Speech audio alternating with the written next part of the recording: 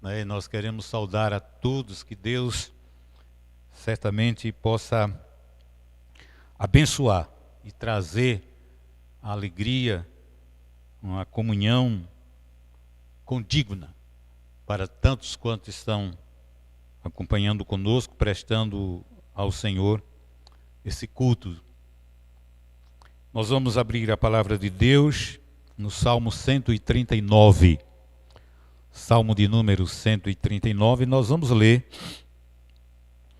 os versículos de 1 até o versículo 17. Apenas os versículos de 1 a 17.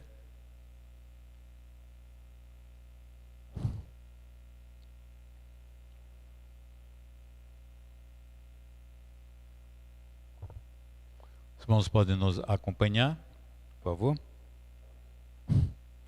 Senhor, tu me sondas e me conheces. Sabe quando me assento e quando me levanto? De longe penetras os meus pensamentos. Esquadrinhas o meu andar e o meu deitar, e conhecem todos os meus caminhos. Ainda a palavra não me chegou à língua, e tu, Senhor, já a conhece toda. Tu me cercas por trás e por diante, e sobre mim pões a tua mão. Tal conhecimento é maravilhoso demais para mim, é sobremodo elevado, não o posso atingir. Para onde me ausentarei do teu espírito? Para onde fugirei da tua face? Se subo aos céus, lá estás. Se faço a minha cama no mais profundo abismos, lá estás também. Se tomo as asas da alvorada e me detenho nos confins dos mares, ainda lá me haverá de guiar a tua mão, e a tua destra me susterá. Se eu digo, as trevas com efeito me encobrirão, e a luz ao redor de mim se fará noite. Até as próprias trevas não te serão escuras, as trevas e a luz são a mesma coisa. Pois tu formaste o meu interior, tu teceste no seio de minha mãe.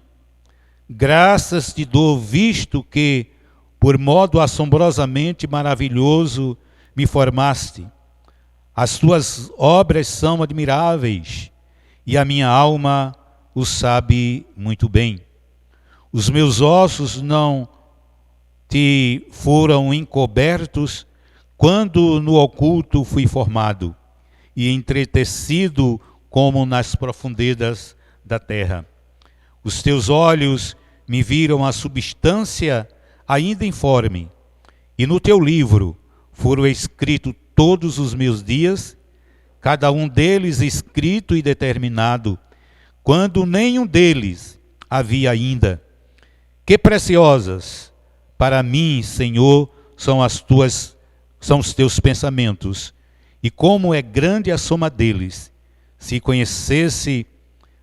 contasse, aliás, excedia os grãos de areia, contaria, sem jamais chegar ao fim. Deus possa estar abençoando e aplicando no nosso coração a sua palavra. Amém. Vamos, nesse momento, orar ao nosso Deus. Deus de bondade, Deus de graça, misericórdia, santo é o teu nome. Estamos aqui nesta noite reunidos na proporção de culto e no ensejo de elevar a Ti a nossa verdadeira adoração a um Deus santo, a um Deus tremendo, a um Deus que criou todas as coisas, esse que merece todo o nosso louvor, toda a nossa honra e toda a nossa glória. Pai amado, que possa estar recebendo o nosso louvor nesta noite e que a nossa vida esteja no teu altar. Que tu nos perdoe nossas debilidades, nossas fraquezas e aquilo que muitas vezes fazemos e que não coaduna, não concerne com o teu querer e também com a tua vontade. Quantas vezes temos entristecido teu Espírito Santo e precisamos, ó Deus, da verdade e do teu perdão. Pedimos também que o Senhor nos dê uma palavra magnífica, uma palavra, ó Deus, que traga de fato edificação para cada coração nessa noite. É a nossa oração que fazemos em nome de Jesus. Amém. Meus irmãos, meus queridos,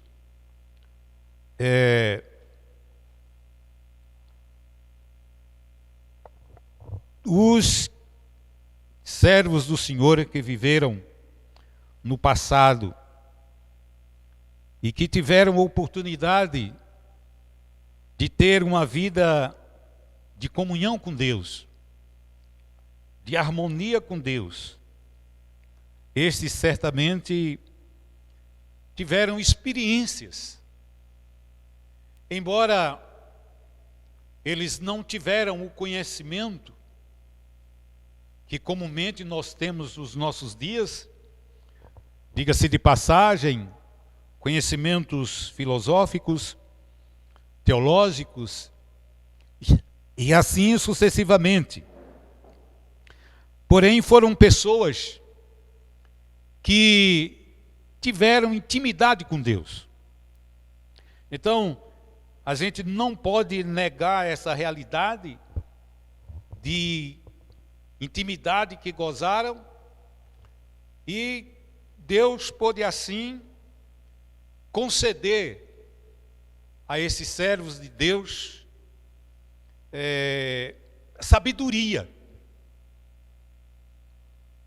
condição para poder escrever tantas preciosas lições, tantas coisas tremendas, que apesar de termos no nosso século e em séculos anteriores tantos vultos na história, que foram pessoas que deixaram o seu legado, livros escritos,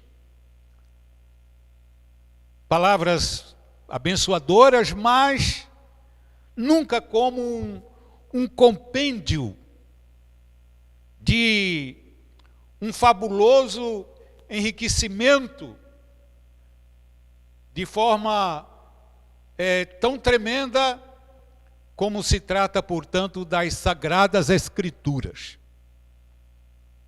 E a palavra mesmo de Deus diz que esses, na realidade, eram homens simples, homens comuns, na condição, por exemplo, de Amós, que era um boiadeiro, que era um vaqueiro, e que, na verdade, em contato com o campo, mas pôde assim escrever um livro, e inclusive o seu livro está entre os profetas menores. E quando a gente vem para o livro dos Sagrados Salmos, desses tremendos cânticos de louvores, compostos por inúmeros servos de Deus na condição de Salomão, de Davi, de Moisés, de Asaf, os filhos de Coré e tantos outros. E que eles, quando escrevem, eles nos trazem experiências profundas e tremendas lições, e que nós podemos concluir, na verdade, que eles tiveram experiências tremendas com Deus. E este salmo, portanto, nesta composição deste cântico para o povo de Israel, escrito pelo rei Davi, é, portanto, um desses escritos que tem uma mensagem de uma singularidade de uma teologia, de uma hermenêutica tão tremenda, e que muitas vezes a gente fica pensando como um homem daquela natureza pôde ter conhecimentos tão tremendos, tão profundos da soberania de Deus. E esse salmo é, portanto, um compêndio daquilo que Deus de fato é e representa na história. E é por isso que eu quero nessa noite trazer uma palavra neste salmo. Gostaria que os irmãos ficassem com os seus livros abertos, com o salmo aberto, para que pudesse assim acompanhar na interpretação desse texto. E por isso eu quero apresentar nessa noite, propor um tema para os irmãos: aspectos tremendos da soberania de Deus. Aspectos tremendos da soberania de Deus. E no versículo 1, ele começa dizendo: Senhor, tu me sondas e me conheces. E ele começa inicialmente elevando a Deus, sobretudo a onisciência de Deus, que é um dos primeiros aspectos que nós queremos considerar nesta noite. Nós vamos ter 3 sessões, nestes salmos dividimos em 3 sessões, e a primeira sessão refere-se à onisciência de Deus. E justamente nos versículos de 1 a 6, ele apresenta, portanto, este aspecto tremendo. Senhor, Senhor, tu me sondas e me conheces. E aqui ele procura inicialmente elevar que ele não está ausente de Deus, mas ele está patente, nu, diante do gracioso e tremendo Deus. Tu me sondas e me conheces.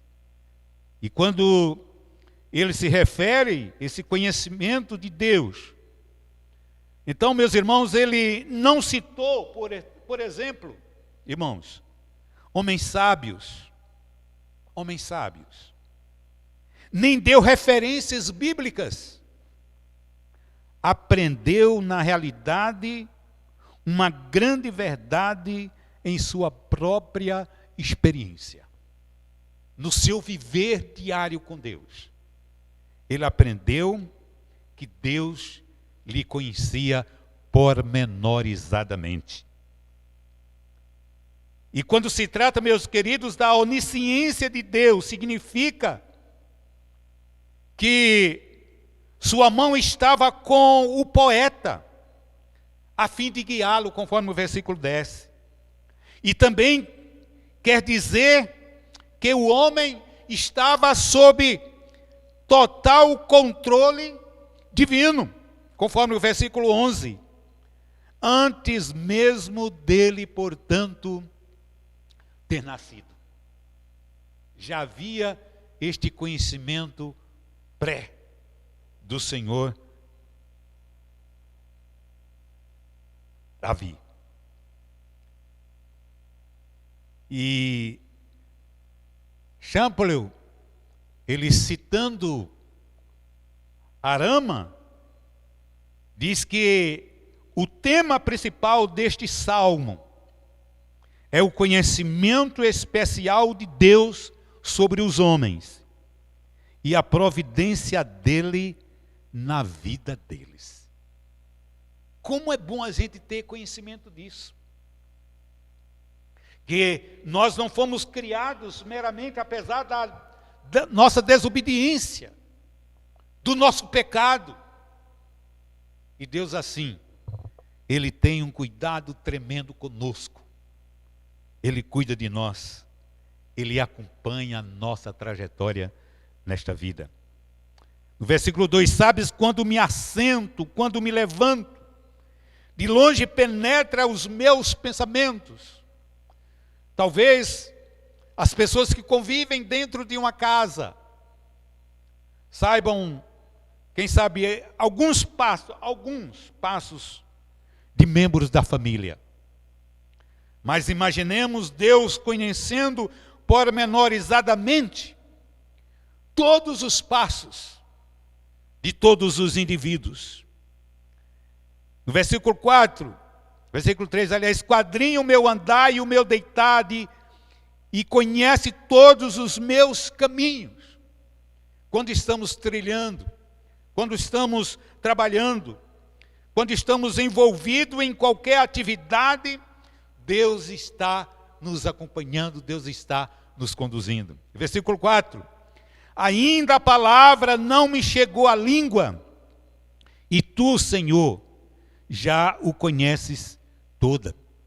Então, meus irmãos, isso significa que nessa onisciência de Deus, ela está presente no dia a dia, na minha vida, na sua vida e na vida de quem quer que seja. Versículo 5, tu me cercas por trás e por diante, e sobre mim põe a tua mão. Ele não põe a mão em todo mundo, mas especialmente aqui sobre os seus servos, sobre aqueles que temem a Ele, sobre aqueles que andam em seus caminhos. Estes certamente gozam, portanto, dessa companhia tremenda de Deus. Versículo 6, tal conhecimento é maravilhoso demais para mim. Ele diz que não poderia avaliar esse conhecimento tremendo desse poder da soberania divina. E ele diz, é sobre modo elevado, não posso atingir. Então ele diz, nas suas faculdades, ele era incapaz de sondar, de conhecer, portanto, o grau de elevado do conhecimento tremendo de Deus. E assim, meus irmãos, trabalha a onisciência divina, trabalha a onisciência de Deus, nos acompanhando na nossa vida, na nossa trajetória, sem que fique nenhum dos nossos passos que não seja acompanhado pelo nosso Deus, pelo nosso Pai, pelo nosso Deus Yahvé. E uma segunda sessão, que é a sessão número 2, onde nós podemos destacar os versículos de 7 a 12. E um outro atributo aí dessa graça, desse poder de Deus, é justamente a onipresença de Deus. A onipresença. Onde Deus, Ele está em todo lugar. Ele está aqui, está no Japão, está na Inglaterra, está nos Estados Unidos, está na Rússia. Então, para Deus não existe lugar que Ele não possa estar presente. E justamente no versículo 7 ele diz assim, para onde me ausentarei do teu Espírito? Para onde? Para onde fugirei da tua face?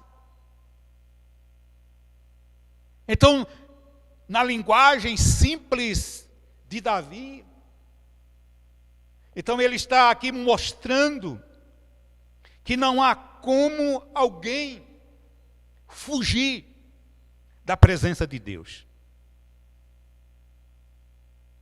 Para onde me ausentarei? Para onde fugirei de tua face? Evidentemente que Champlin, ele comentando esse versículo, ele diz que talvez tinha ocorrido ao salmista, diante de tão vasto conhecimento, a ideia de escapar momentaneamente de tal ser.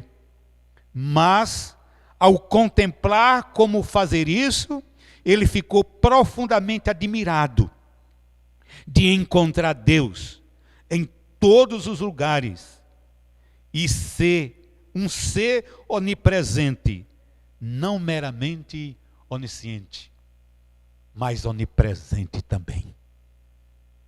Oxalá, meus queridos, meus ouvintes, que todos tivessem essa visão que Davi teve de Deus, da onipresença divina.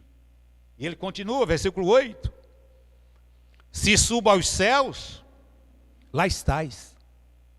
Se faço a minha cama no mais profundo abismo, lá estás também. Se subo aos céus, lá estás. Se faço a minha cama no mais profundo abismo, lá estás também. Meus queridos, Deus aqui é pintado como estando nos céus e no Sheol. Ou seja, na profundeza da terra, chamada, numa outra tradução de Sheol, como inferno. Lugar da sepultura, onde se sepultavam os mortos. Isso é um lugar mais elevado e o lugar mais baixo. E, portanto, também entre esses dois extremos. Ele está no mundo dos espíritos e não meramente neste crasso mundo material.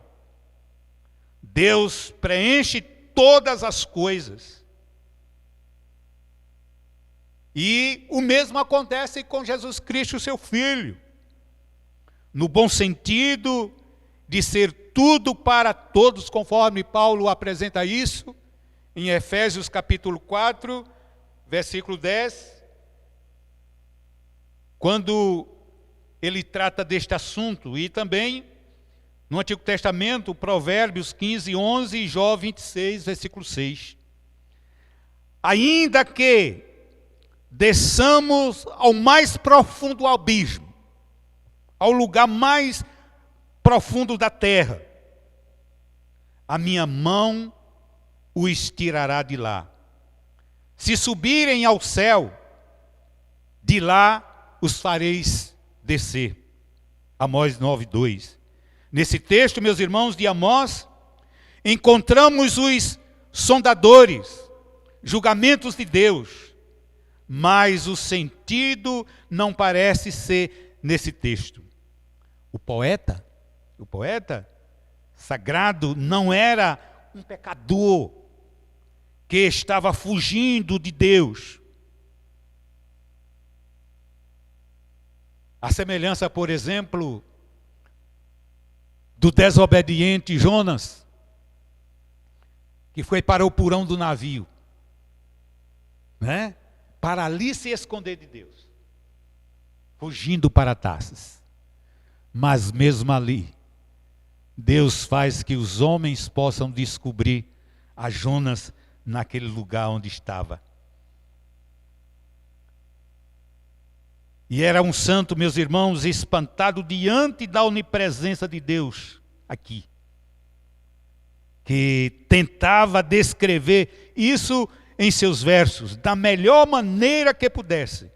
Parte dessa ideia é o governo universal de Deus e sua providência universal. Oxalá que os homens tivessem essa ideia da onipresença de Deus. Só assim, muitos não cometeriam tantos pecados, achando que estavam livres, né? Achando que estavam livres. Tantas barbaridades eles cometem por aí. Mas chega um dia que esses homens, eles são descobertos, porque diz o escritor aos Hebreus, que todas as coisas estão patentes, nuas, na presença do Senhor. No versículo 9: se tomo as asas da alvorada e me detenho nos confins dos mares, ainda lá me haverá de guiar a tua mão, a tua destra me susterá. Então, dentro dessa onipresença de Deus, estava também a direção divina. E aí era quando Davi dizia, mas é aí também que eu sinto tua presença. É o que o Senhor me acompanha. É que o Senhor está presente. E o versículo 10 diz aí, se eu digo as trevas, com efeito me encobrirão, e a luz ao redor de mim me fará noite. Versículo 12, e até as próprias trevas não te serão escuras. As trevas e a luz são a mesma coisa. Então, diante de Deus, meus irmãos, não há essa diferença. Porque Deus não é medido pelo espaço. Deus é onisciente. Deus é onipresente. E Ele conduz todos os mistérios da vida. Nada passa diante dos seus olhos sem que eu perceba. Que bom quando as pessoas têm esse conhecimento de Deus. Por isso dizemos, oxalá que todos tivessem esse conhecimento de Deus como Davi teve. Nós fazemos diferença de dia e de noite, de luz, de sol, de claridade, de calor, de chuva, de inverno, de sol e etc. Mas Deus não. Deus não existe essas coisas. O escritor sagrado diz que 1000 anos para o Senhor era como se fosse um dia.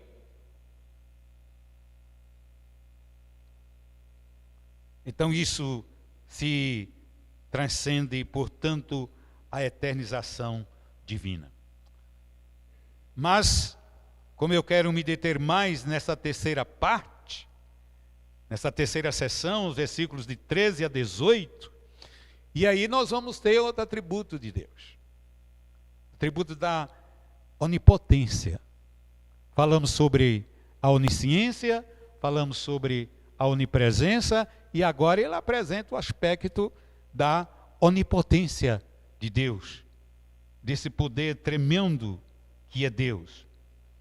O versículo 13 diz aí, pois tu formaste o meu interior, tu me teceste no seio de minha mãe. Olha aí, que maravilha, que coisa tremenda, a nossa formação. Como o homem, ele é formado no ventre materno. É Deus quem controla o desenvolvimento, por exemplo, do feto no ventre de sua mãe. Diz literalmente o hebraico rins, que os hebreus consideravam a sede das emoções. Algumas versões traduzem essa palavra em outros lugares por coração, conforme o Salmo capítulo 7, versículo 9, 16, 7, 26, 2 e 73, 21. Mas, considerando que o poeta via Deus a costurar o homem no ventre da sua mãe, então talvez seja melhor pensar nos rins como se falassem genericamente sobre todas as partes do feto em desenvolvimento, faltando-lhe conhecimento científico e falando como poeta, o autor aqui, meus irmãos, ele trabalha no sentido de trazer um excelente figura. Os hebreus acreditavam que os rins era a primeira parte formada de um feto humano. Pelo que essa declaração pode significar que Deus lançou os fundamentos de um ser, de um homem criado. Ou em outras palavras, o poder divino é retratado como o agente orientador da formação do feto, que os homens atribuem às forças naturais, não muito bem definidas até mesmo em nossos próprios dias. Mas o versículo 14, continua o poeta: graças te dou, visto que por modo assombrosamente maravilhoso me formaste. As tuas obras são admiráveis, e a minha alma o sabe muito bem. Então ele agora eleva um louvor a Deus, um hino de gratidão. E tanto quanto ele escreveu sobre louvor e adoração, e aqui ao escrever este cântico, ele eleva a sua gratidão ao Deus, por saber que dentro dessas características que eu pronunciei, que eu falei há pouco, ele havia sido formado. Visto que por modo assombrosamente maravilhoso me formaste. E por isso ele declara: as tuas obras são admiráveis. E a minha alma sabe disso muito bem. Então isso é intimidade com Deus. Isso é comunhão com Deus. Esse poder elevado que ele tinha do seu Deus. Primeiramente, meus irmãos, o salmista declarou o particular, a maravilha do feto. Em seguida declarou o geral, todas as obras de Deus na criação. Todas as ciências seguem os pensamentos de Deus, e há muitos notáveis descobertas ao longo do caminho. Verdadeiramente, a natureza é algo de fato assustador. Então, quando os médicos estudam o ser humano, então eles se encantam. Basta ser que eu estou aqui, e para que eu possa permanecer de pé, há tantos órgãos, há tantos membros em meu corpo que colaboram, que contribuem, exatamente para que eu possa me pôr de pé. Então essa máquina humana, que o homem é incapaz de produzir, somente Deus pode criar. Então, isso é de fato tremendo. Tremendo. Versículo 15. Se os meus ossos não te foram encobertos, quando no oculto fui formado e entretecido como nas profundezas da terra. Mas, geralmente, as pessoas podem dizer: não, mas o homem vem de uma relação sexual, a união de dois. Mas ali para se formar, portanto, aquele feto, Deus está agindo. É por isso que a igreja, ela contraria o aborto. Porque uma vez que o feto é formado, então já é uma vida. uma vida. O versículo 16: os teus olhos me viram a substância ainda informe.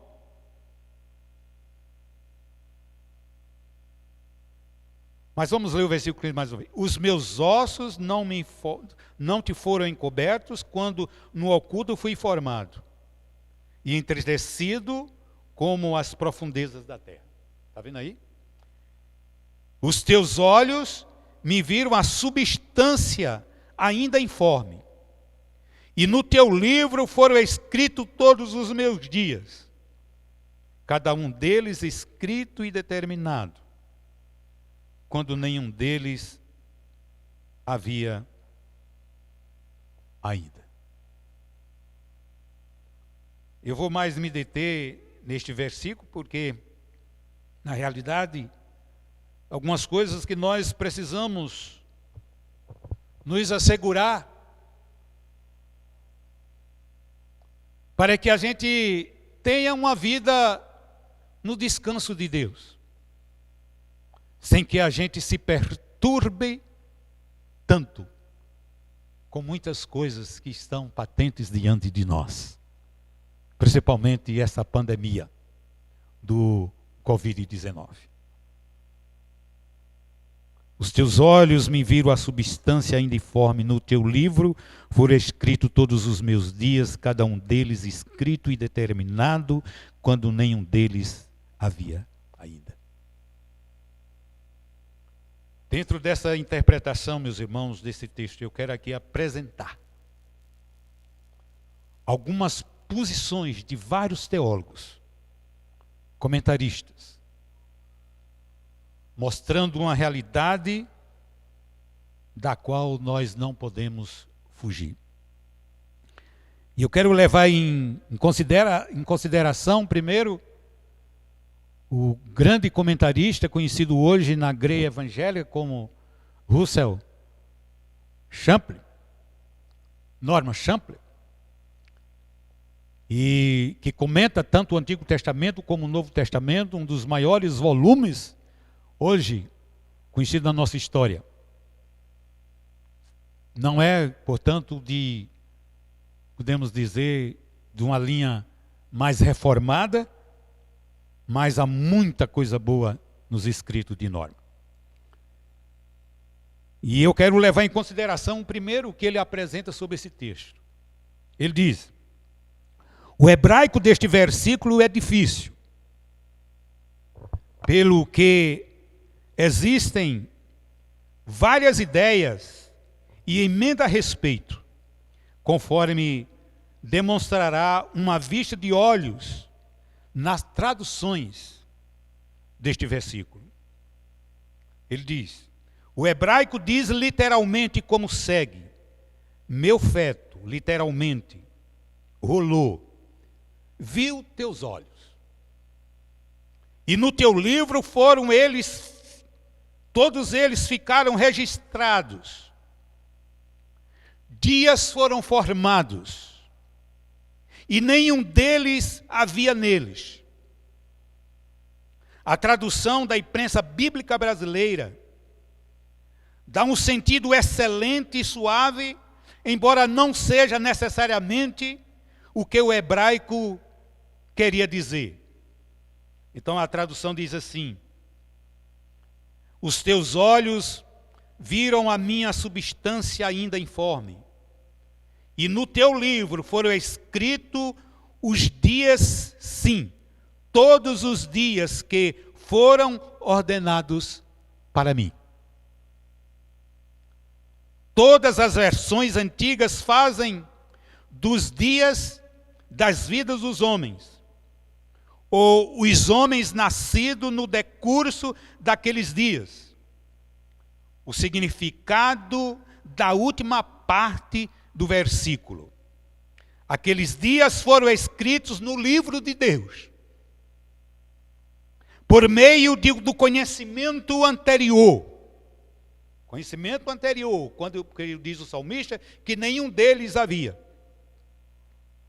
Provavelmente para sugerir que esse conhecimento prévio funcionou em favor do homem, beneficiando-o. No livro de Deus, o homem já é um ser vivo, sendo favorecido por sua providência, antes mesmo de vir à existência. O versículo parece apontar para alguma forma de predestinação, conforme Jeremias 1,5. Um trecho usado por alguns para ensinar a ideia de pré-existência, e Romanos 8, 28 a 30. E este versículo parece ensinar mais do que a simples ideia de que Deus já dera ao homem o número de dias que deveria viver. Antes mesmo do seu nascimento, antes no número alocado de dias, a providência de Deus opera em favor do homem, dando-lhe o tipo certo de vida, de acordo com a vontade de Deus. Provavelmente a ideia parece incluir este ensino: os passos de um homem em bom são determinados inteiramente pelo Senhor. Aqui está a posição teológica de Champlin. Mas eu quero trazer uma outra posição aí. Essa posição é do Bica, que comenta o Antigo e também o Novo Testamento.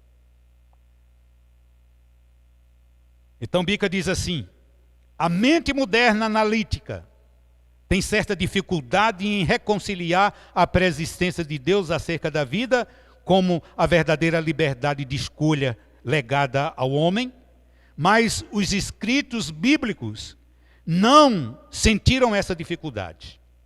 Para eles, era suficiente proclamar que Deus conhece o fim deles, desde o início, e sem, com isso, predeterminar esse fim.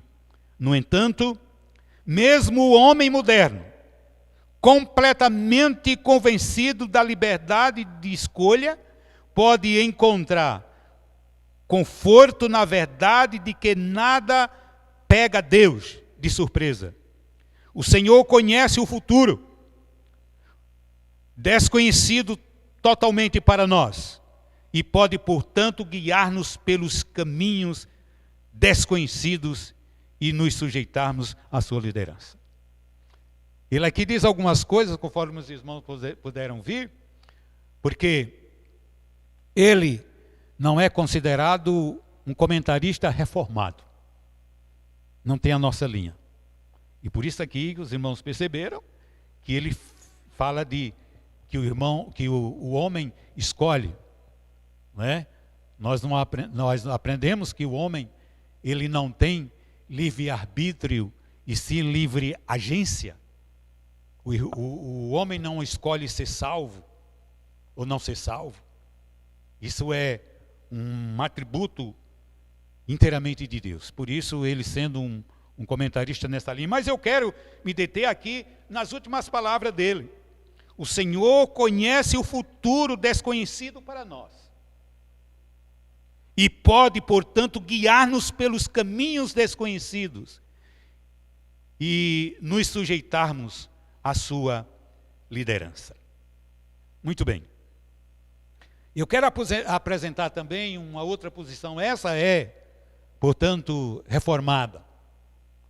É do Derek Kennedy.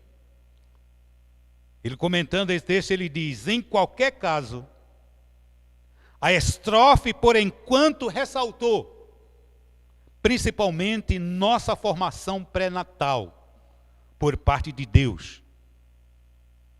Uma lembrança poderosa do valor que atribui a nós, mesmo como embriões, o fato de que planejou nosso fim desde o começo.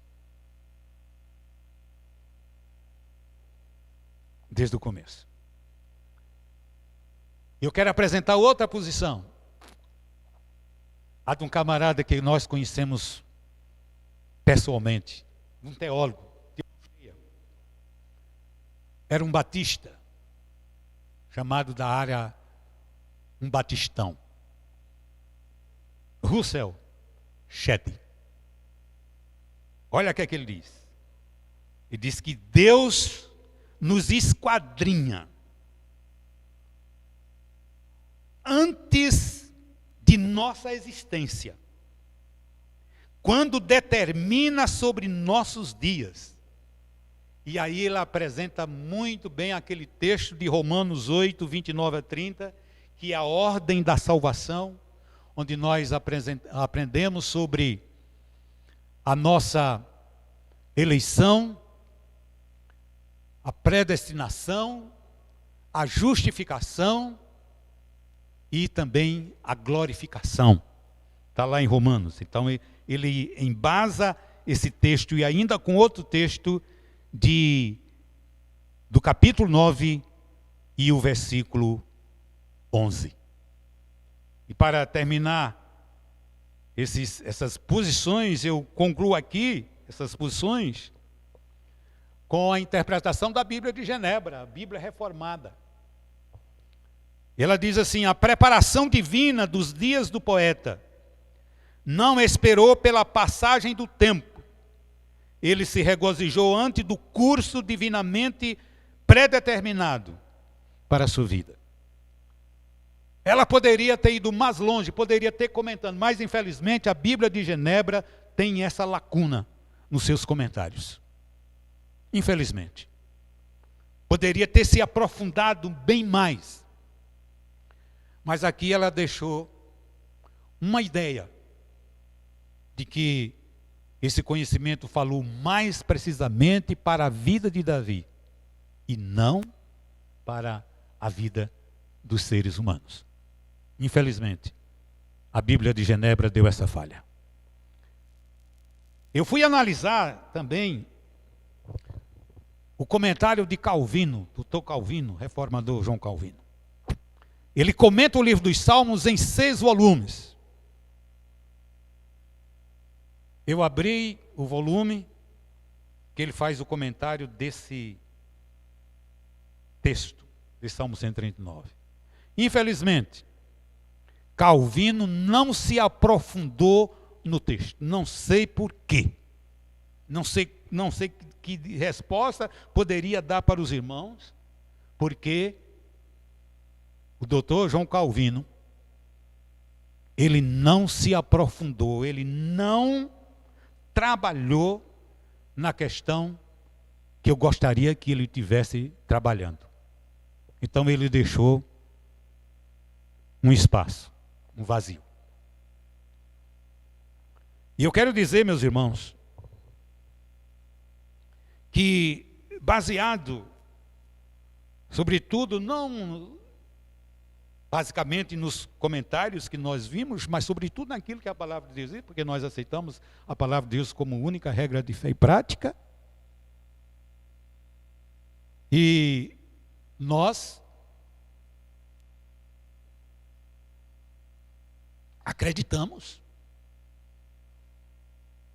que Deus nos conhece pormenorizadamente e sabe todos os nossos dias.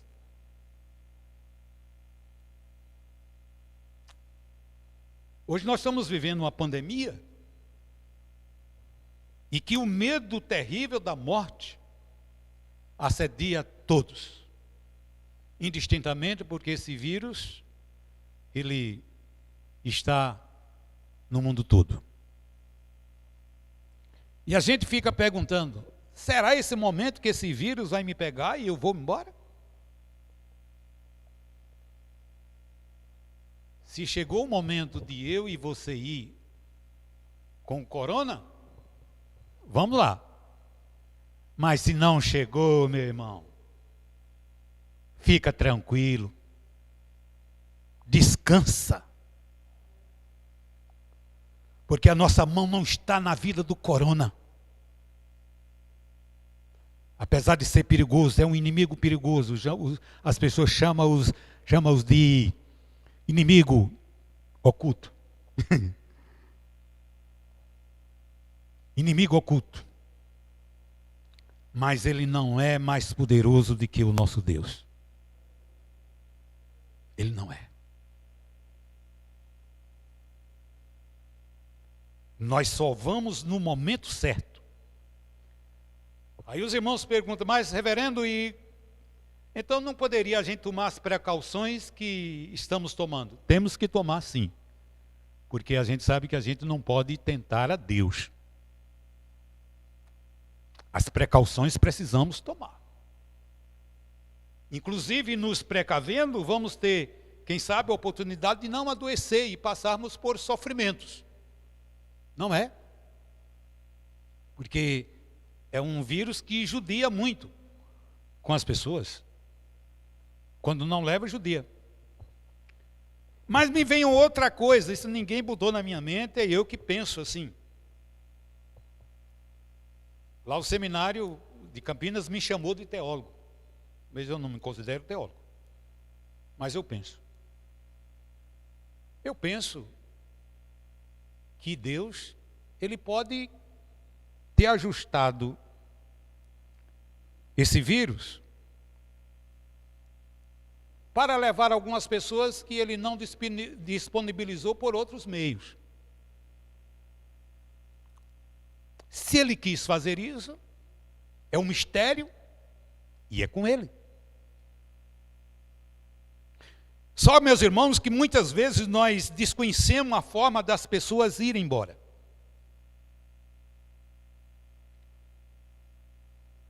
E a gente não sabe como isso acontece. Porque está oculto aos olhos de Deus. Eu não sei se o presbítero Gil participou daquele seminário que nós tivemos na cidade de Monteiro, onde o reverendo Lidigero esteve conosco ali, e no sábado à noite ele pregou sobre o Salmo 90. Bonilha, foi meu professor de teologia sistemática. E ele disse uma coisa. Ele disse que estava fazendo a cerimônia de um casal bem jovem de sua igreja, que sofreu um acidente. Ele disse que naquela cerimônia, ele disse, chegou o momento deste casal, o Senhor arrebatar para o seu seio. E nós geralmente ficamos dizendo, mas fulano foi tão cedo, por que não fez isso, por que não fez aquilo? Você vê que tantos acidentes acontecem, tantas coisas acidentes, uns vão e outros ficam. Os irmãos veem aquele acidente que nós tivemos no ano passado, daquela mulher, daquela jovem que bateu no carro daquele pastor, né? Morreu ele, morreu a esposa, parece que outra criança, e ficou só um garotinho. E depois subiu a barreira para pedir socorro. Quem vai entender isso? Quem vai entender? Tem inúmeras coisas que a gente vê e que acontece. Então o vírus está aí, morrendo muita gente, a Rede Globo, como dizia Bolsonaro, chamado de Rede Globo Funerária. E ela, primeiramente, nas suas manchetes, morreram tantos, perderam para o coronavírus.